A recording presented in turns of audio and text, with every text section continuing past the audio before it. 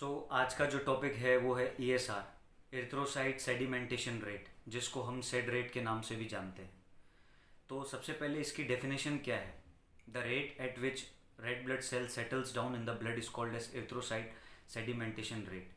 Means ये एक प्रकार का ऐसा ब्लड टेस्ट है जो हमें बताता है कि हमारे शरीर में जो रेड ब्लड सेल्स हैं वो कितना जल्दी टेस्ट ट्यूब के अंदर सेटल होती हैं। उस कंडीशन को हम ESR बोलते हैं।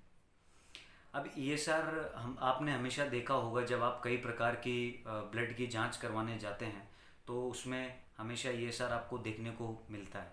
इसके दोनों ही कारण हैं, दोनों ही फैक्टर देखने को मिलते हैं जब ESR बढ़ा होता है या ESR कम हो जाता है। और कुछ फिजियोलॉजिकल कंडीशन के अंदर भी ESR हमको देखने को मिलता है। ये सबसे पहले एडमंड बार्नेकी ने बताया था और इसको डिस्कवर किया था इन द ईयर 1897। अब अगर हम डिस्कस करें कि ESR हमको क्या बताता है, मीन्स ये टेस्ट क्या, इसका इम्पोर्टेंस है, क्या हमको इससे जानने को मिलता है। तो ESR हमारे शरीर में हो रहे इन्फ्लामेटरी कंडीशंस के बारे में बताता है, जिसमें कि इन्फेक्शन मुख्य कारण देखने को मिलता है। ट्यूबरकुलोसिस, मुख्य प्रकार के कैंसर्स, सर्टेन कैंसर्स इसमें देखने को मिल सकते हैं। रोमेटेड आर्थराइटिस, जो कि एक इन्फ्लामेटरी कंडीशन, जॉइंट्स की डिसीज़ है। इसके अलावा रोमेटिक फीवर और लीवर की प्रॉब्लम्स और किडनी की बीमारियां और एनीमिया में सिकल सेल एनीमिया को छोड़ के सभी प्रकार के एनीमिया इसमें देखने को मिलते हैं। और अगर हम देखें कि इसके अंदर कई बार मेलिगेंट ट्यूमर भी हमको देखने को मिलता है। अब कुछ टाइम ESR ज़्यादा होता है तो प्रॉब्लम होती ही है, लेकिन कभी कभी ESR नॉर्मल रेट से भी स्लो हो जाता है।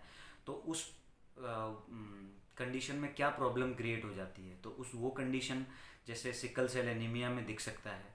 इसके अलावा पॉलीसिथेमिया में दिख जाता है। पॉलीसिथेमिया एक ऐसी कंडीशन होती है जिसके अंदर रेड ब्लड सेल्स बढ़ जाती हैं।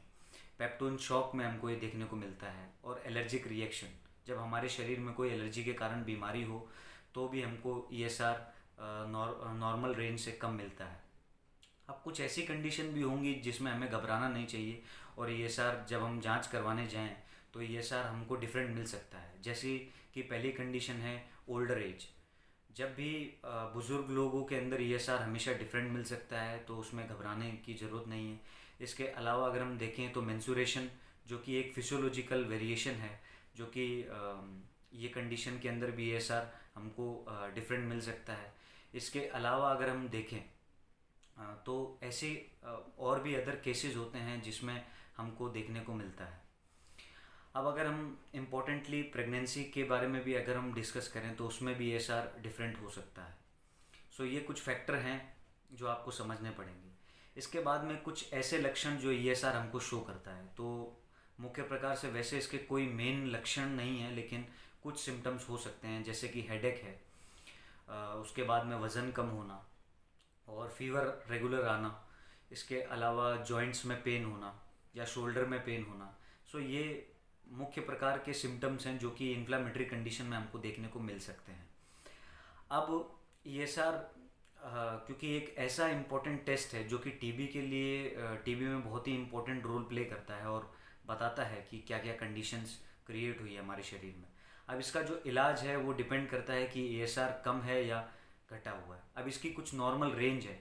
अगर मैं इसमें पुरुषों के अंदर बताऊं आपको, जो नॉर्मल रेंज होती है वो 15 से 20 मिलीमीटर पर हार होती है। अगर हम वुमेन में अगर हम देखें इस कंडीशन को, या महिलाओं में देखें, तो ये कंडीशन हमको 20 से 30 मिलीमीटर पर हार मिल सकती है, और बच्चों में ये 3 से 13 मिलीमीटर पर हार मिल सकती है। तो ये कुछ रेंज है जो आपको याद रखनी पड़ेगी, ESR की नॉर्मल रेंज है। अब अगर हम इसके इलाज के बारे में डिस्कस करें, जो कि मैंने आपको बताया कि वो हर एक बीमारी पे डिपेंड करेगा कि उसका क्या इलाज होना चाहिए।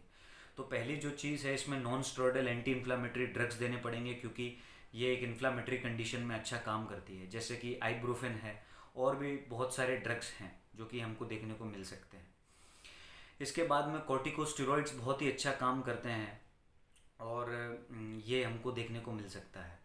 और सबसे इम्पोर्टेंट जो चीज़ है, इसके अंदर भी पोटेशियम रिच आपको फ्रूट्स खाने पड़ेंगे। और सबसे ज़्यादा जो चीज़ देखने को मिली है कि प्रोटीन कंटेंट हमको ज़्यादा बढ़ाना पड़ेगा अपनी डाइट में। प्रोटीन, हाँ, जो ज़्यादा अच्छे सोर्सेज हैं जैसे कि पल्सेस है, दाल वगैरह है, वो आपको मैक्सिममली यूज़ करना है। ग्रीन वेजिटेबल्स हैं वो भी खानी है। और फ्रूट्स में वॉलनट्स है, उसके अलावा बनाना है और ऑरेंजेस हैं। विटामिन सी आपको रेगुलरली लेते रहना है ताकि इन्फेक्शन का कोई डर ना रहे। सो ये कुछ एक बेसिक ईएसआर के बारे में कुछ जानकारी थी।